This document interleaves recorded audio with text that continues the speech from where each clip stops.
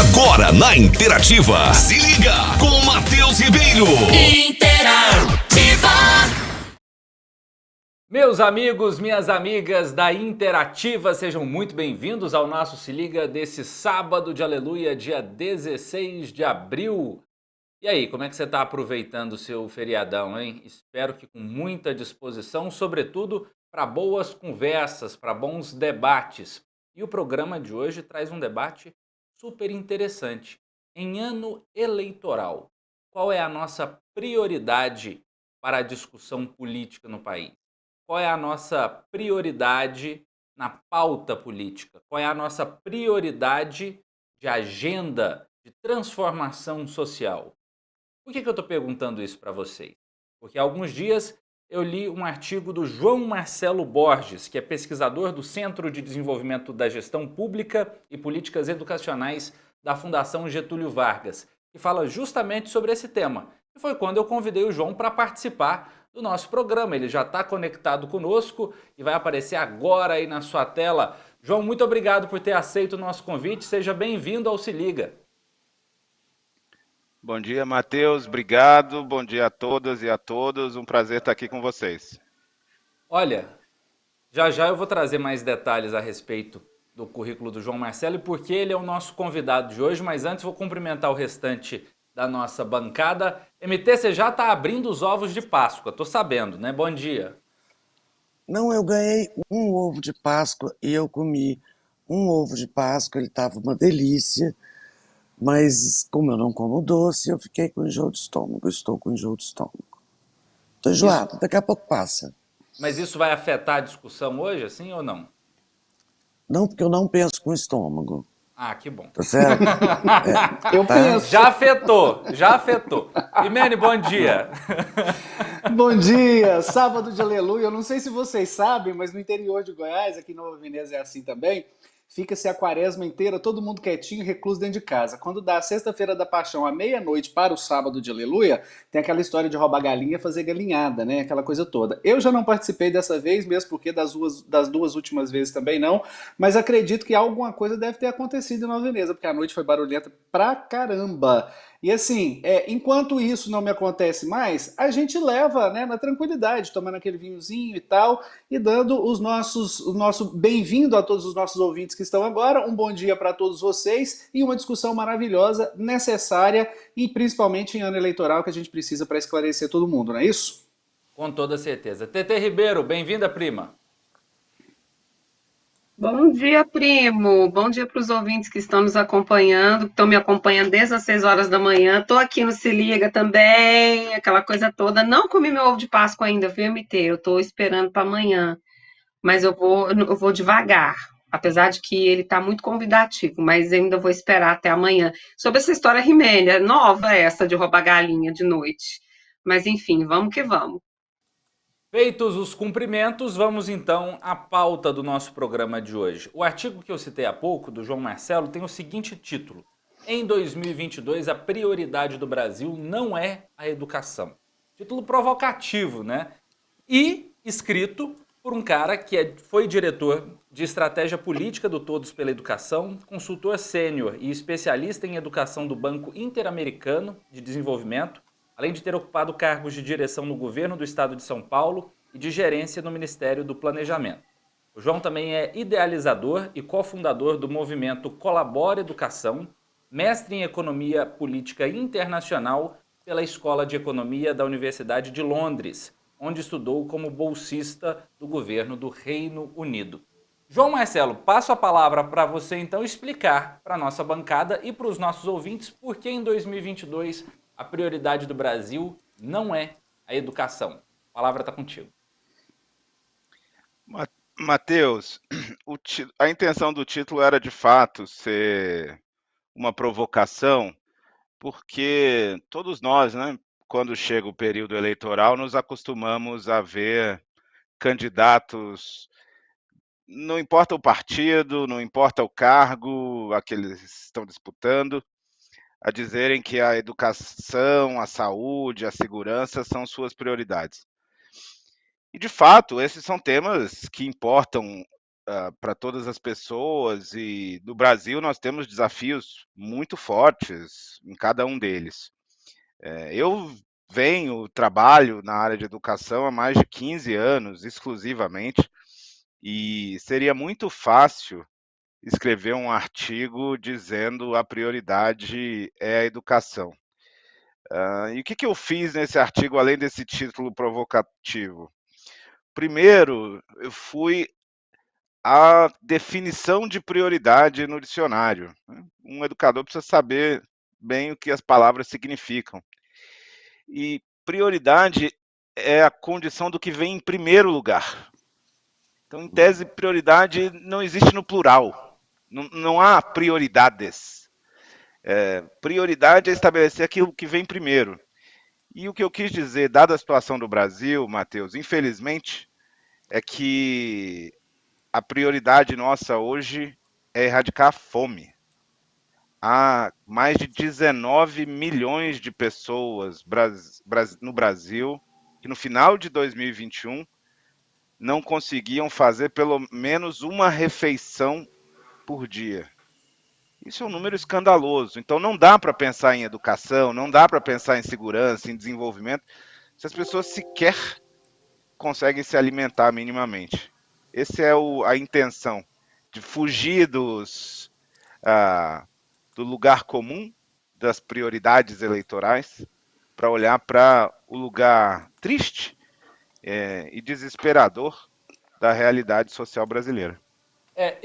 A gente conversa muito sobre esse tema aqui no Se Liga, e quando eu li o seu texto, João, eu logo pensei na Maria Tereza, porque isso também foi uma conversa que a gente tem de forma recorrente.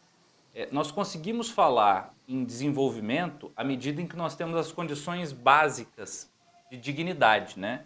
Agora, quando não se tem a subsistência, quando não se tem comida no prato, MT, como é que a gente vai falar em transformar o Brasil pela educação, sendo que a gente não está garantindo o mínimo que é humanitário? Eu tenho dito recorrentemente há anos, já faz anos que eu falo disso, chega a ser cansativo. Não existe possibilidade de um país se desenvolver com a desigualdade social que nós temos no Brasil. Essa possibilidade não existe. Não existe nenhum país desenvolvido do mundo que tenha a nossa desigualdade social. Enquanto nós não diminuirmos essa desigualdade, enquanto nós não entendermos que nós somos um tecido, né, e que se a ponta do tecido esgarça, o tecido inteiro vai esgarçar, não tem solução para o Brasil.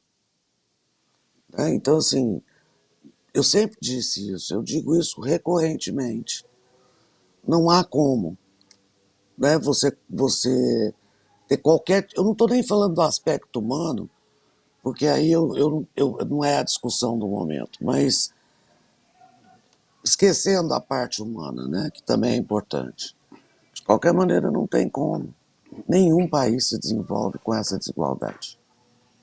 E aí a gente esbarra numa situação que é muito marcante, e obviamente foi agravada por conta da pandemia, que é uma certa imprecisão de alguns dados à medida em que nós não temos a realização de um censo aí no período programado de 10 anos. Nosso censo está atrasado e isso também impacta na formação de dados, na mensuração da dimensão desse problema no país.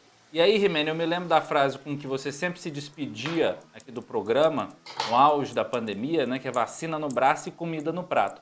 A vacina chegou no braço de muitas pessoas, mas o mundo político, o poder público, os nossos gestores parecem que não tornaram o combate à fome uma prioridade. A comida não chegou no prato das pessoas, né?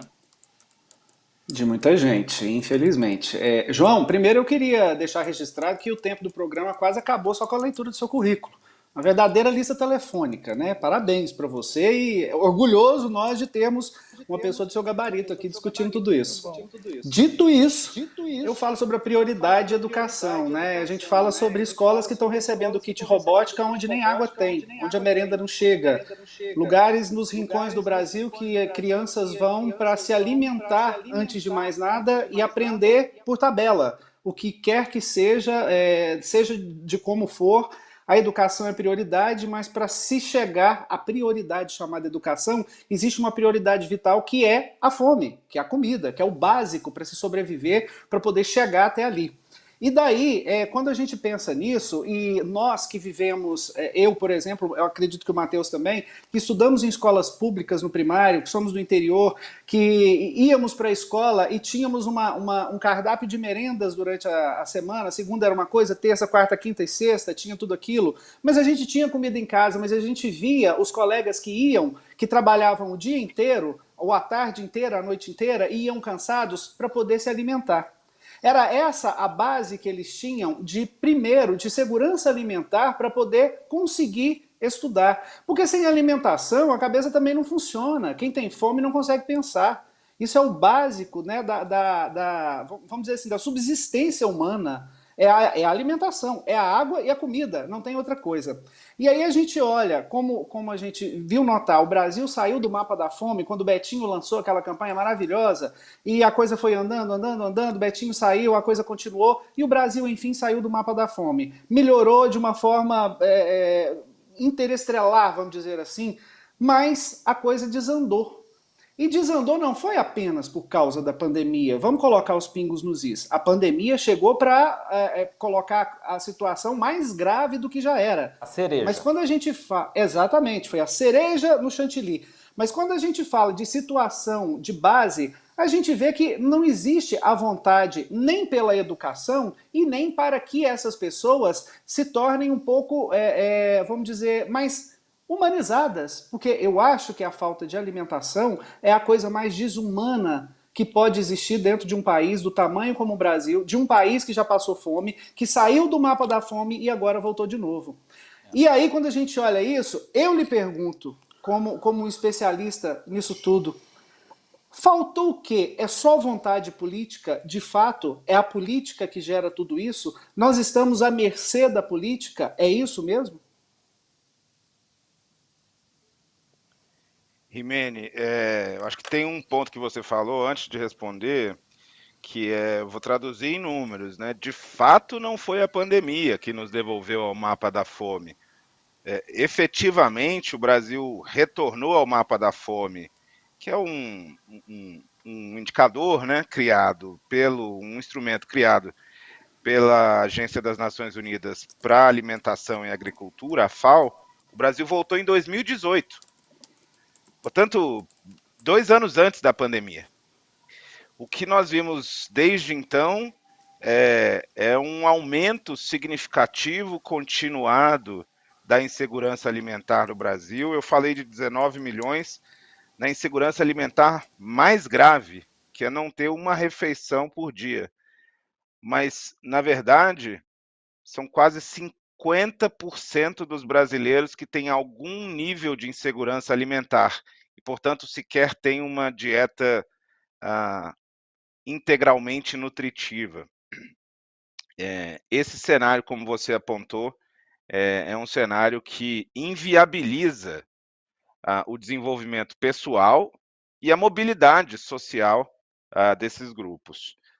O que tem acontecido no Brasil nos últimos anos é uma sequência, de um lado, de uma crise econômica que se iniciou ali em 2013, se aprofunda em 2014 e eclode em 2015, da qual a gente nunca se recuperou, tivemos pequenos crescimentos do PIB, mas a essa crise econômica se associou uma crise político-institucional que resultou num impeachment, depois da eleição de um governo claramente voltado para a destruição dos marcos institucionais e das políticas públicas principais que o país construiu nos últimos 30 anos. Eu gosto de dar um exemplo que citei, inclusive, recentemente, e que me inspirou a escrever esse artigo, que é, eu já visitei mais de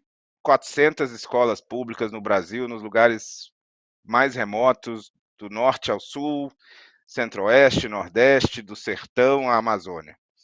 E na década de 90, a queixa mais comum que a gente ouvia dos professores, dos diretores, era associada à falta de insumos, ou falta de materiais didáticos, ou precariedade da infraestrutura, às vezes até ainda falta de merenda, mas a merenda já era um tema que estava resolvido em certa medida. Depois, nos anos 2000 e até meados dos anos 2000, o problema passou para outro lado, porque, grosso modo, a maior parte dos problemas de insumo tinha sido resolvida. Óbvio que ainda há escolas com muito problema de infraestrutura, você citou as escolas que receberam kit robótico e não tem nem água, ainda tem muito disso no Brasil. Mas alguns insumos básicos estavam razoavelmente garantidos na maior parte das escolas. E nós chegamos a um ponto no Brasil que, sinceramente, não sei quantos dos ouvintes se lembrarão, mas eu cresci num país em que a principal campanha pública era sobre o soro caseiro, que era para prevenir a morte de crianças por desnutrição e diarreia. E eu acho que a gente está muito próximo de precisar fazer uma campanha do soro caseiro novamente no Brasil, porque as crianças simplesmente não têm o que comer, Brasil afora. Agregamos a isso inflação, agregamos a isso políticas públicas em desmazelo, um Congresso Nacional alheio a esses problemas e preocupado com orçamento secreto. É uma situação bem complicada, Rimene. Como você É um disse... descaso, né, João? É um descaso. Acho que tem um descaso de um lado, tem problemas objetivos de outro, inflação, crise econômica, mas eu acho que tem mais do que descaso. Eu acho que tem uma intenção destruidora. O governo federal brasileiro tem uma intenção e já manifestou isso, portanto não é minha interpretação, o presidente Bolsonaro disse isso à saída de uma reunião na Embaixada do Brasil em Washington. Ele disse que precisava destruir muitas coisas antes de poder começar a construir novas. Então ele manifestou o interesse de destruir algumas políticas públicas. Esse foi o jantar em que ele ofereceu uma comenda brasileira ao Olavo de Carvalho.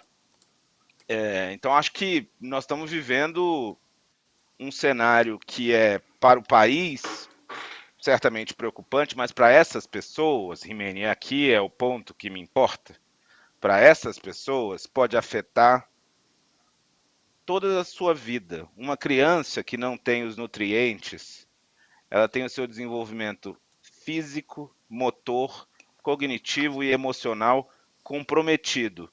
O grau de comprometimento vai depender de quanto ela não ingere de nutrientes e por quanto tempo. E, em alguns casos isso é irreversível. Então, por isso que fome requer urgência. E aí a gente ainda por isso que é a prioridade. E aí a gente ainda fala que num país assim podemos ter meritocracia, né? Como é que você vai ter meritocracia, esse mito ridículo da meritocracia num país em que quase 10% da população não tem sequer uma refeição por dia? E aí, Tetê, eu queria entrar num assunto contigo. A gente está aqui nos minutinhos finais do nosso primeiro bloco, mas eu vou estender mais um pouco, justamente para ter a sua participação, sua pergunta para o João, que é a importância da escola como um ambiente que traz, né, essa segurança, que traz esse porto seguro, muitas vezes, para muitas famílias, para muitas crianças, né? Na pandemia, nós vimos aí um processo extremamente abrupto de transição para o ensino remoto. Muitas crianças não estavam preparadas, muitas famílias não estavam preparadas para isso, com internet, com equipamento e tudo mais. Mas nós vimos também a ausência da merenda, né? Como é que você ia distribuir a merenda para a casa dos alunos, né? Nós vimos algumas iniciativas pontuais, né, em alguns locais do país, mas isso não se tornou uma política pública. Eu não vi o MEC discutir essa questão, como é que isso ia se aplicar nas escolas. A prioridade do MEC estava sendo outra. E aí, nesse contexto, a escola ganha uma relevância muito maior, né? Para conseguir dar pelo menos o mínimo ali para algumas crianças. Matheus, vocês conseguem me ouvir bem? Eu coloquei um fone de ouvido para melhorar o microfone. Engraçado que ouvindo o professor falar, eu não visitei tantas escolas assim, professor. Na verdade, eu sempre trabalhei. Primeiro, eu comecei a minha vida na sala de aula em instituições particulares, algumas bem simples, outras mais desenvolvidas, e nos últimos anos, né, servidora municipal de educação. A escola sempre foi um ambiente muito acolhedor. E quando a gente fala de educação pública, vou falar da realidade de Goiânia que eu sei. O que hoje nós temos é que é repassado a verba para a escola e a equipe gestora, no caso o diretor, né, junto com o conselho gestor, aquela coisa toda, eles vão atrás para adquirir aquilo que a escola usa na alimentação das crianças. O café da manhã, o lanche da manhã, que a gente chama de colação, depois tem o almoço, para o CMEI, que a criança dorme lá, depois ela acorda, tem um lanchinho, e depois tem o jantar. O jantar, na verdade, ele se dá às 4h30 da tarde, para você ter uma ideia. Então, as crianças jantam, entre aspas, às 4h30 da tarde, por volta de umas 5 horas elas vão embora, e nós já tivemos relatos, e não são poucos, são vários, de que os pais falam assim, olha, a última refeição que ela faz é na escola. Então, isso é de cortar o coração. E o que a gente podia fazer, né? Muitas vezes, quando a gente sabia que uma família estava passando por sérias necessidades, e aí é importante ter esse diálogo, e geralmente nas escolas a gente tem esse diálogo, e a gente sabe as famílias que estão em situação de pobreza, extrema pobreza, a gente fazia arrecadação de alimentos para uma cesta básica. Durante a pandemia, o que a Prefeitura de Goiânia fez? Eu pude acompanhar isso. Foram distribuídos kits de alimentação, ou seja, se a criança não estava na escola para merenda, então o que ela comia, digamos assim, ia para casa dos pais. Então, geralmente chegava por mês, né? Um pacote de flocão, um macarrão, uma sardinha, 1 litro de óleo, 1 litro, às vezes vinha óleo, 1 litro de leite, né? Então, algumas iniciativas, né, mandavam outras coisas para as casas, principalmente das famílias que estavam mais em relação a isso. E aí o professor falando da questão da campanha, né, um tempo atrás, do soro caseiro, eu lembro, nós tínhamos aquela colherzinha azul, que tinha de um lado a medida do açúcar e do outro lado a medida do sal. E tomei várias vezes o soro caseiro, muito por questão de dengue, por aquela coisa toda. Mas aí um dia minha avó falou, olha, a vovó vai te explicar uma coisa. Eu perguntei, por que tem essa campanha? E eu lembro até hoje, ela falou o seguinte, olha minha filha, isso que nós temos aqui, nós somos ricos. E nesse momento tem alguma criança que não tem o que nós estamos jantando nesse momento.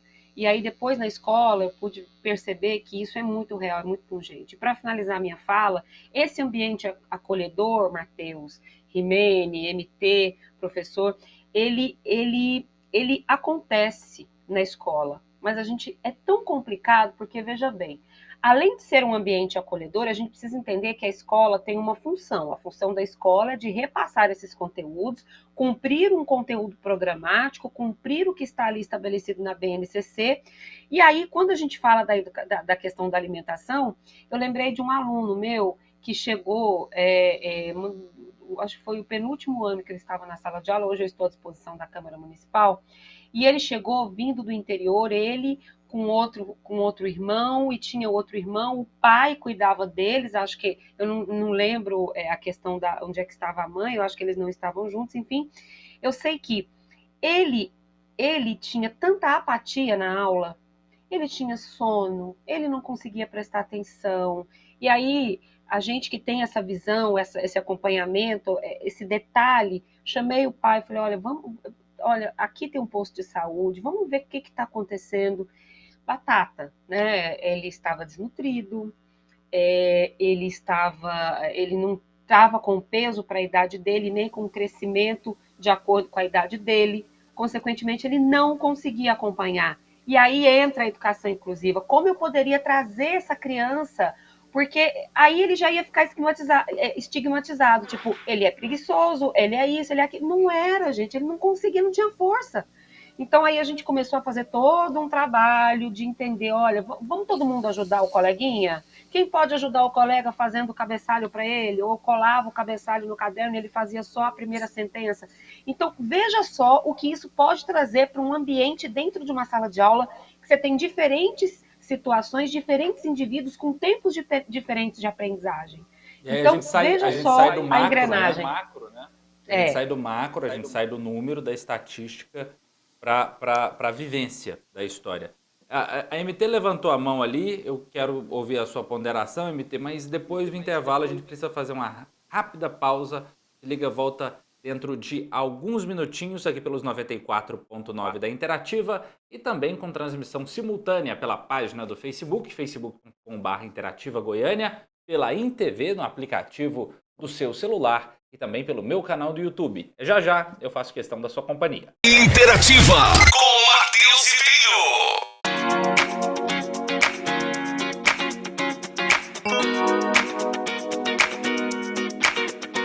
Se liga.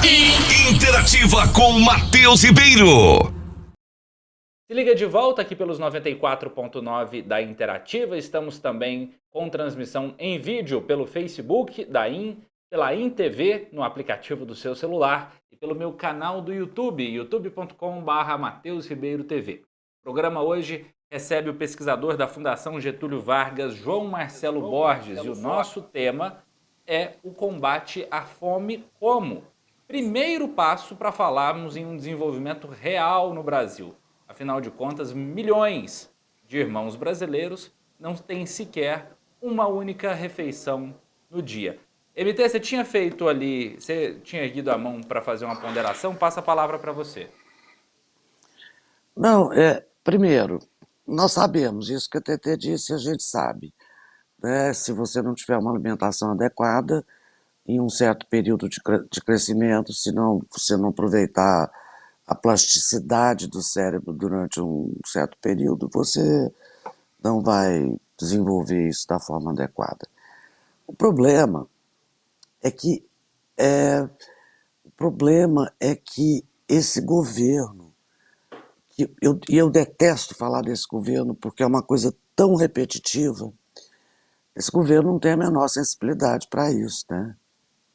Esse governo não tem antena para isso, esse governo sequer compreende, né, que para haver um desenvolvimento do país e tal, você não pode ter essa camada na pobreza absoluta. Então, assim, eu saio na rua e fico com o coração na mão, porque eu não consigo resolver o problema de todas as pessoas. Esse é o típico problema, né? Eu já tenho dito isso aqui, em que a solução é o Estado. Não tem como haver a solução pela sociedade civil. É o Estado que tem que intervir para resolver isso. Então, João, o que fazer? O que fazer, João? Transferência Completando de renda. Completando Maria Tereza, o que fazer? Porque é o seguinte, há o que fazer, porque já foi feito uma vez. Então existe um caminho, existe uma forma... Não, eu estou perguntando... Não, Rimene, eu não estou falando de um governo que é completamente desinteressado nesse assunto. Sim, o governo exatamente. atual não está nem aí para isso. Ele não, ele não exato. liga para isso. Entendeu? O que fazer nós sabemos. Nós sabemos. Existe uma forma, né? Existe uma forma, só não se faz com força de vontade. Eu estou falando dessa impotência da sociedade civil. Nós não somos capazes de resolver isso. Vamos ouvir o João.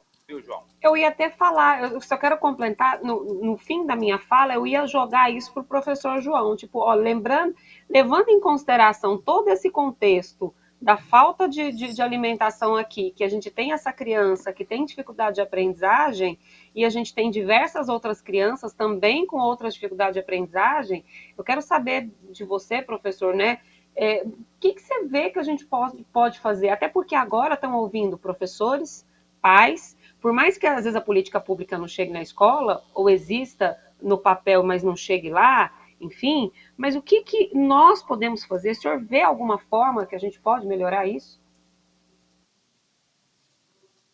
É, bom, eu acho que a primeira pergunta da MT é uma pergunta meio desesperadora, né? Uma pergunta meio retórica que nós todos nos fazemos, que é, eu acho que estamos sentindo essa impotência há alguns anos, né?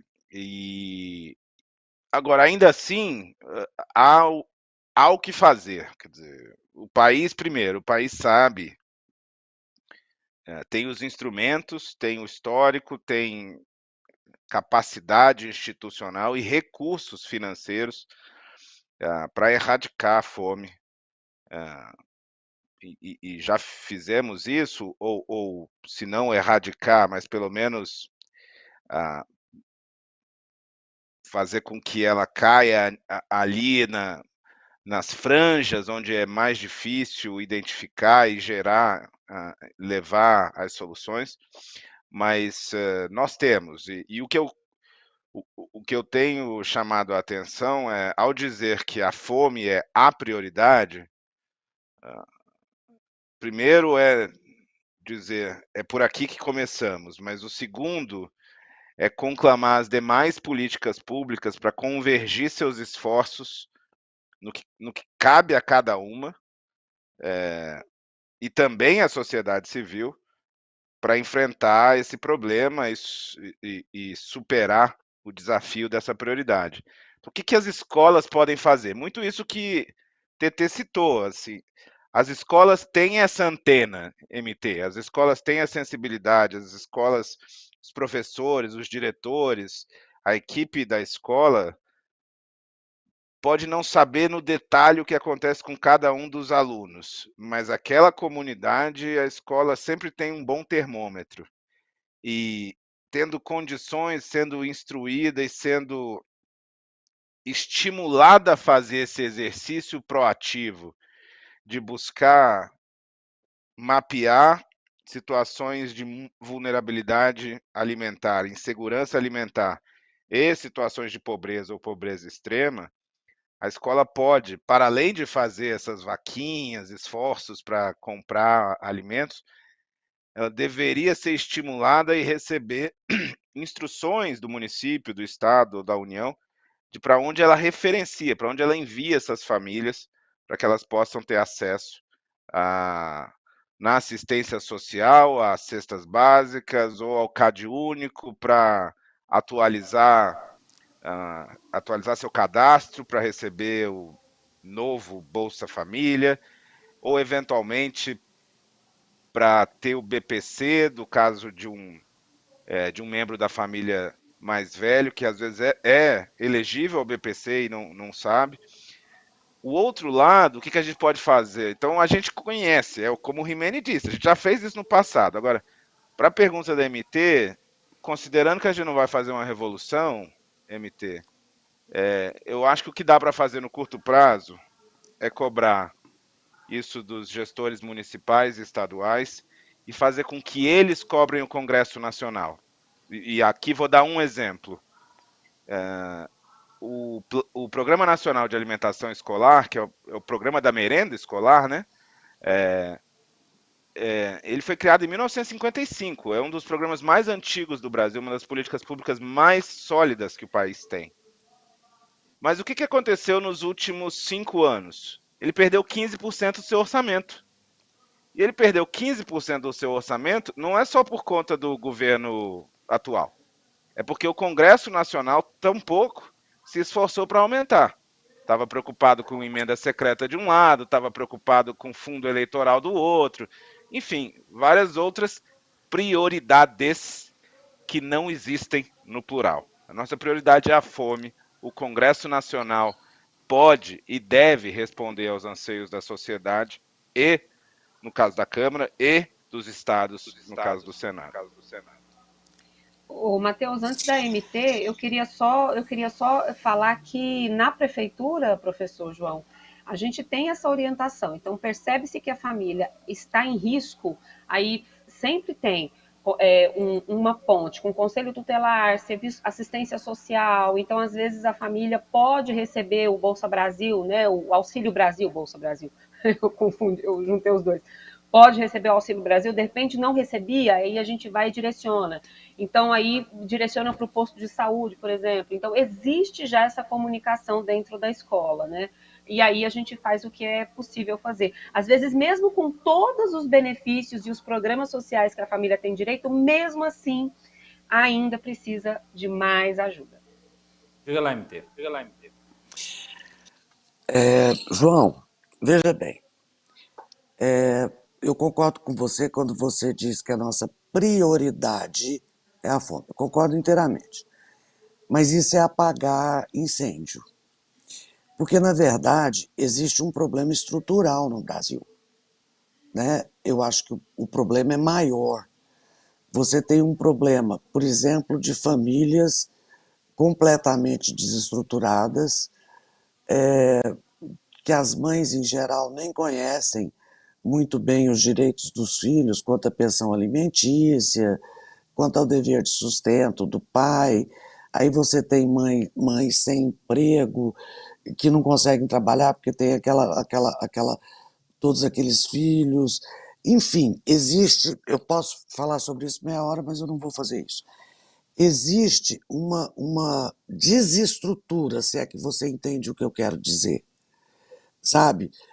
Que precisa, depois de cuidar da fome, que precisa ser cercada e consertada.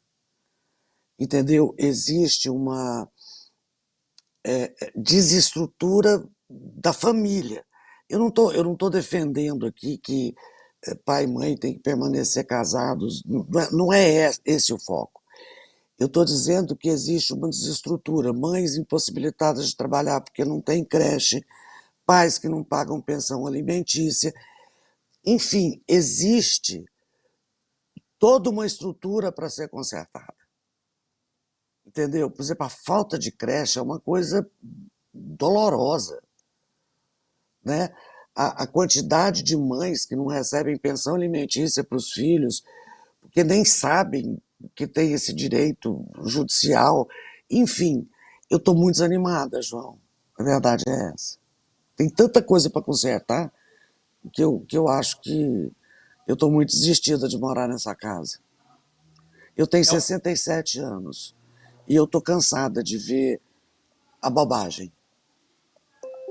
E essa descrença, ela ecoa na sociedade, né, João? Essa descrença, ela atinge também o brasileiro, que muitas vezes se torna um sujeito desesperançoso. Essa desesperança também afeta que a gente busque soluções, né? Certamente. Eu também partilho em alguns momentos desse desalento, né? Eu fiz uma pesquisa no passado, MT, com jovens em idade escolar, alguns que estão, eles ainda não tinham voltado necessariamente às aulas presenciais, alguns sim, outros ainda estavam em remoto, outros já tinham abandonado, e chamei isso de... Eu identifiquei claramente um grupo com que eu chamei de desvontade, que existe, que é isso, é um desalento, assim, do sujeito que já teve vontade, já teve ânimo, mas deu com a cara na porta tantas vezes ao longo da vida, e portas fechadas para ele, que chega um momento que ele não tem mais força, não tem mais, não sabe mais de onde tirar ânimo próprio para sonhar e para ir atrás do seu sonho. Esse desalento é talvez a pior coisa, né? Para os sociólogos, os cientistas políticos, eles citam que o pior cenário de uma sociedade é o que eles chamam de anomia, né? Que é quando a sociedade abdicou completamente de aceitar a autoridade e as regras do convívio social e, portanto, não responde mais ao Estado constituído. E, por outro lado, e eu que tenho 44 anos, eu também sei que principal problema do Brasil na década de 80 era a fome. E é triste ver que hoje fome volte a afetar tanta gente, mas é bom saber que o país sabe resolver esse problema. Nos anos 80 a gente não sabia nem se o país ia dar conta de resolver. E o país vivia numa ditadura.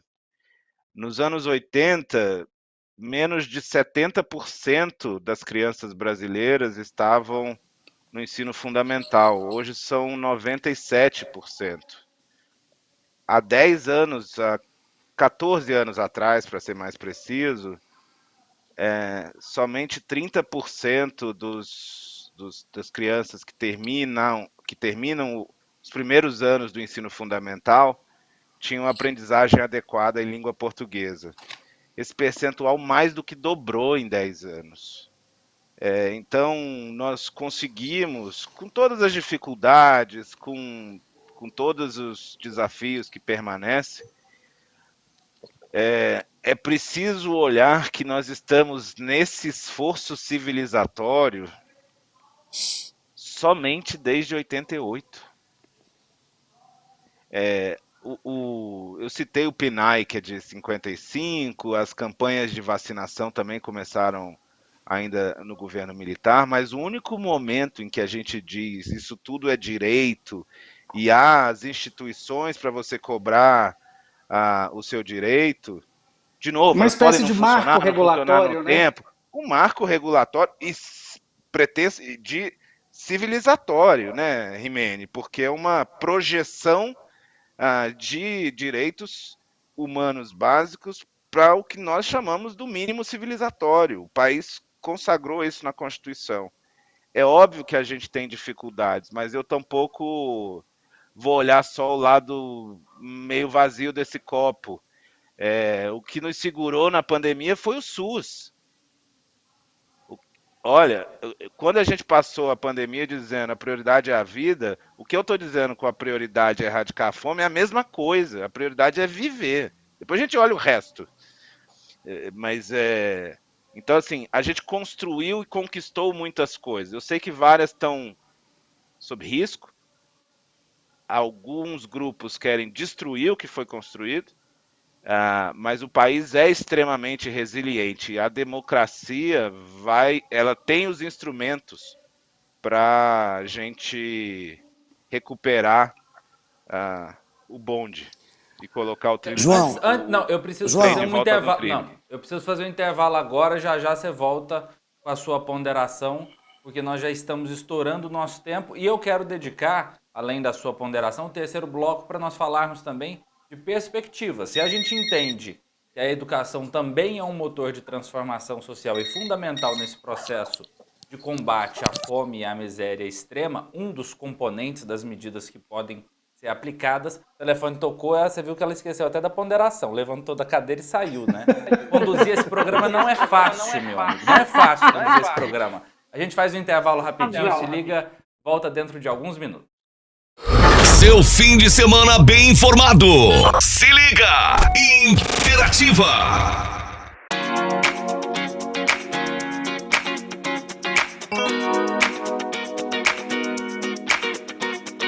Se liga, jornalismo e entretenimento na Interativa. Se liga de volta aqui pelos 94.9 da Interativa. Hoje a gente discute um tema muito importante, o combate à fome no Brasil, para que nós possamos, num segundo passo, enxergar a educação como um motor de transformação social. Vou chamar a nossa bancada novamente. Você já atendeu o telefone? Já está de volta aqui? Faça sua ponderação, por favor, MT. Já. João, eu tenho 67, eu vou fazer 68 anos. Eu passei por ditadura, a minha juventude foi passada na ditadura, eu sei bem o que foi aquilo. Eu vi a Constituição de 1988, eu vi tudo o que aconteceu depois, eu sempre prestei muita atenção, tá? Acho que não houve nunca um período tão ruim quanto esse. Eu não estou falando da ditadura, evidentemente, porque a ditadura é uma coisa é um ponto fora da curva, vamos chamar assim, tá? Mas eu tô falando de 88 para cá, né? Eu nunca vi um período tão ruim. E eu vou dizer uma coisa para você. Eu não estou desesperançado, não tô. Eu venho fazendo o meu papel enquanto parte da sociedade, tá? Não é isso, não é disso que nós estamos tratando. Mas nem nós todos juntos conseguimos resolver. É o governo que tem que resolver. E eu estou assustado. Eu estou realmente assustado. É, mas com esse susto e de forma impressionada, eu queria trazer aqui, e eu começo ouvindo o João, mas depois eu quero ouvir de cada um de vocês também, como trazer esses assuntos para o debate público. Porque a gente vê que situações extremamente fúteis, extremamente supérfluas, tomam conta do cenário nacional, tomam conta do debate político brasileiro, enquanto uma realidade acachapante, triste, de miséria extrema, de fome, não é atendida e não é colocada em debate. A gente não tem visto, Brasil afora, campanhas que mobilizam o país inteiro em prol dessa situação, em prol de resolver essa situação. E aí eu queria começar contigo, João, como trazer isso para o debate, como discutir isso com a sociedade, a partir de quais premissas, a partir de quais pontos, e entendendo também, eu sempre digo isso aqui no programa, que a educação é a principal força transformadora da sociedade à medida em que você tem essas condições básicas asseguradas para a população. Esse é o nosso desafio? É isso, Matheus. A educação é mesmo a principal mola propulsora do desenvolvimento individual e coletivo. Isso não é uma fala bonita, não é uma frase de efeito, isto é uma evidência empírica conhecida no mundo inteiro por uma série de pesquisas realizadas ao longo do tempo. É óbvio que a educação sozinha não dá conta de todos os desafios das sociedades, mas sem a educação, sem uma educação de qualidade e para todos, ou para esmagadora maioria de uma sociedade, essa sociedade não se desenvolve. Isso a gente já sabe, basta ver os exemplos que temos de países desenvolvidos ou de renda avançada. Eu não sei responder o outro lado, e deixa eu só acrescentar uma coisa. Nós também no Brasil, nesses últimos 20, 30 anos, desenvolvemos soluções, tecnologias sociais, políticas públicas de sucesso, inclusive na educação. Sobretudo no ensino fundamental, nos anos iniciais, mas também no ensino médio. Nós temos várias universidades de excelência, assim como a gente tem vários outros com problemas, mas nós precisamos acelerar o ritmo da nossa melhoria, mas também a gente já tem hoje um grau de maturidade maior do que tínhamos 20, 30 anos atrás. Quanto a fazer esse debate pegar, eu te confesso, pegar e chegar à sociedade, à imprensa, te confesso que aí eu sou um ignorante. Aí eu acho que o tema é para você, que é jornalista, os comunicadores, porque a mim, como um pesquisador, de fato me angustia. O que eu posso te dizer é que esse debate existe nas escolas. A pujança, a vontade de participação dos jovens brasileiros, ela pode não estar refletida ainda no número que se inscreveu para votar ainda, tá? Até por conta, talvez, desse desânimo que MT falava, né? E que eu também captei em pesquisas. Mas a força da participação, do engajamento dos jovens e o tanto que eles debatem está nas escolas. Então, eu, por exemplo, acho que nós temos 180 mil escolas públicas no Brasil, Matheus. São 180 mil manifestações concretas do Estado brasileiro e da vontade expressada na Constituição do Brasil de oferecer educação de qualidade para que as pessoas desenvolvam suas aptidões, suas potências. Em 180 mil lugares tem uma construção, para além do que é intangível, que diz aqui o Estado brasileiro, expressando a vontade popular da Constituição, diz que os brasileiros terão educação de qualidade para se desenvolver. Esse é um ótimo lugar sempre para qualquer debate sobre os desafios da sociedade. Imene, João, arremate, quando a já gente. viu? Arremate. Quando a gente fala, vê isso, tudo que vem acontecendo nos últimos anos, a gente pode dizer até que a derrubada, entre aspas, mas é um entre aspas que quase não é, da educação passa a ser um projeto.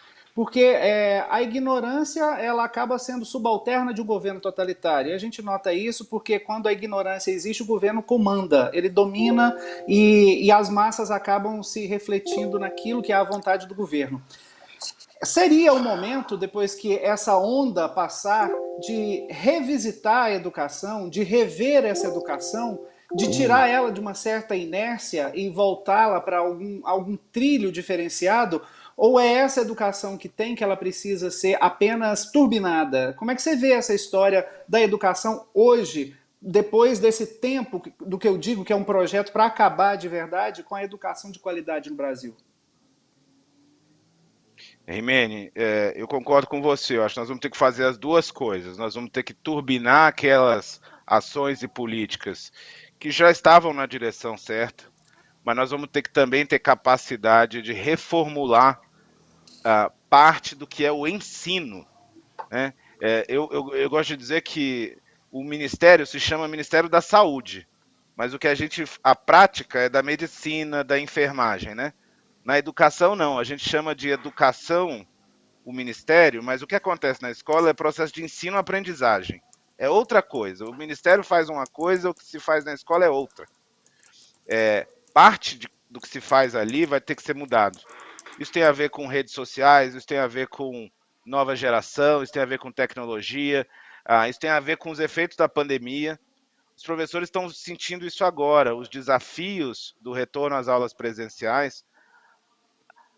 A gente tem falado sobre desafios da saúde emocional, mas tem desafios de comportamento seríssimos que estão acontecendo nas escolas. Tem a ver com o aumento da violência, da agressividade, até de casos de assédio, porque aumentou muito a interação via grupos e redes sociais, porque eles passaram 2 anos se comunicando por WhatsApp ou outras redes.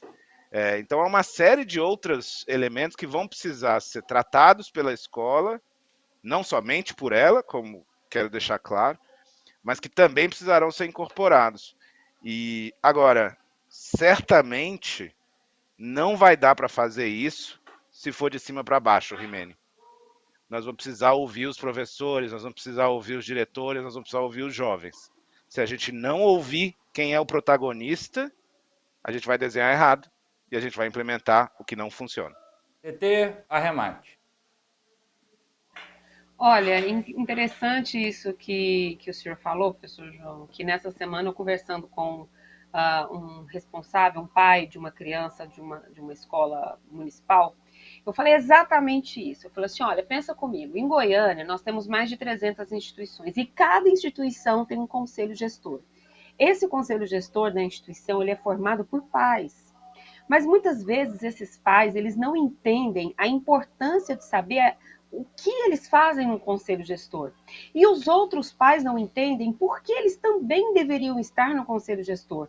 E se os conselhos gestores das escolas se reunissem para falar sobre o que eles podem fazer dentro da escola e, consequentemente, chamassem os outros pais para entenderem o que eles podem fazer no sentido de cobrar o que é direito dos filhos, o que é direito da comunidade escolar. Se cada unidade escolar souber da força que tem com educação, com informação, politização, eu acredito que sim, é possível a gente começar esse trabalho de base e, consequentemente, chegar à cobrança do poder público. Mas isso tem que acontecer pontualmente nas escolas. E isso precisa também envolver os pais, Porque não é só o professor, o coordenador e o diretor que precisa ficar, olha pai, olha mãe, vamos participar da reunião, vamos conversar de conselho gestor, vamos fazer eleição. É todo mundo. Então, para você que é pai, para você que é mãe, para você que é responsável, participe da vida escolar do seu filho. Para quem está na educação pública, principalmente, esteja nas reuniões, pergunte o que você pode fazer para ajudar, saiba como é que está a estrutura da sua escola, se está chegando tudo que precisa na escola. Se unam, se organizem para cobrar em bloco. Se não uma instituição, a instituição daquela regional de educação. E, consequentemente, aí eu acredito que a gente começa a ver essa movimentação da base para chegar lá. MT. Acho isso uma utopia e nós estamos vivendo uma distopia. Sabe, acho isso completamente utópico. Isso precisa da conscientização da população, isso precisa disso, isso precisa daquilo. A educação só deteriorou. Eu tenho netos, gente, eu estou vendo. Eu não estou ouvindo falar. Estou vendo. Eu estudei em colégio público. Eu fui aluna E eu, com a minha base, eu fui aluna da USP e da PUC de São Paulo. Eu passei nesses vestibulares, com esta base, que eu tive em escola pública. Deteriorou-se completamente. Eu tenho 67 anos, pretendo viver mais 50 e não vou ver isso enquanto eu estiver viva. Eu acho... Travou? MT travou. MT Gente, travou. não é censura, tá? Porque esse programa não tem censura, não. Eu tô apertado com o tempo, mas eu não censurei ninguém. Eu garanto a vocês. A outra tá muda agora, ó. Tá falando ali, emudeceu a TT também. Voltou agora? Tô muda? Agora eu voltei. Deixa eu ver se ela Não, volta só MT pra gente voltou. fazer o... Voltou? MT voltou. Eu fui desconectado. te censurei aqui no programa, viu? É ótimo. Que bom. Adorei. Matheus, eu já tô mal-humorada. Eu já tô com azia. Jura? Eu já tô com enjoo de estômago. Eu já estou brava demais com esse país. Entendeu? Gente, silêncio, Sabe? MT tá mal-humorada. Olha, eu não briguei o tanto que eu briguei na ditadura, da contracultura, não sei o que, para ver essa droga acontecer. Entendeu? Sabe? Essa droga andar para trás do jeito que andou. Eu tô realmente mal-humorado com isso. Ainda me censura, me espera mais tarde. Pronto. Estouramos o nosso Deixa tempo. eu só dizer, Por deixa eu só favor, dizer uma coisinha. arremate Perdão. final contigo, João. De maneira alguma contrapondo aí a MT, mas eu só queria lembrar que parte do que se chama deterioração da escola pública tem a ver com o fato de que na década de 60, 70, só os mais ricos ou os menos pobres estavam na escola pública. Depois a gente colocou quase todos os brasileiros que vinham de famílias que nunca tinham tido acesso à educação. Isso acontece mesmo, quando você gera a primeira onda de universalização, a qualidade cai no primeiro momento, até que ela possa melhorar. Eu acredito que a gente está nesse caminho. Era só esse esclarecimento, Matheus. Obrigado. João, eu queria agradecer muito a sua disponibilidade, a sua participação em estar aqui conosco, em trazer tanta informação. Você que é um especialista na área, você que produz conteúdo científico que ajuda com toda certeza esse país a mudar a sua realidade. Muito obrigado por estar aqui conosco nessa discussão hoje. Ótimo fim de semana para você, ótimo sábado de aleluia aí. Muito obrigado a você, obrigado pelo convite. Bom sábado, feliz Páscoa a todos. Obrigada. Falou, gente. Muito obrigado pela discussão. Espero que o professor, quando tiver boas notícias, né, de novidades sobre educação e sobre todo esse imbróglio que a gente vive, que volte e converse com a gente novamente. Feliz Páscoa para todo mundo. Mais uma vez, obrigado e até semana que vem. TT? MT, eu te amo, amor. Hoje eu não tô muito amável, não. Eu te amo de todo jeito, o jeitinho que você é, mulher. Beijo pra todo mundo. Te amo, MT, amo vocês todos. Beijo, meninos. a gente teve um pequeno eco aí no áudio, mas reiterando aí o nosso desejo de que o seu fim de semana seja excelente, é que a gente chega ao fim do programa deste sábado, dia 16 de abril de 2022. Muito obrigado pela companhia de todos, um ótimo fim de semana para vocês e até sábado que vem. E ó, tchau, obrigado. Se liga, Interativa.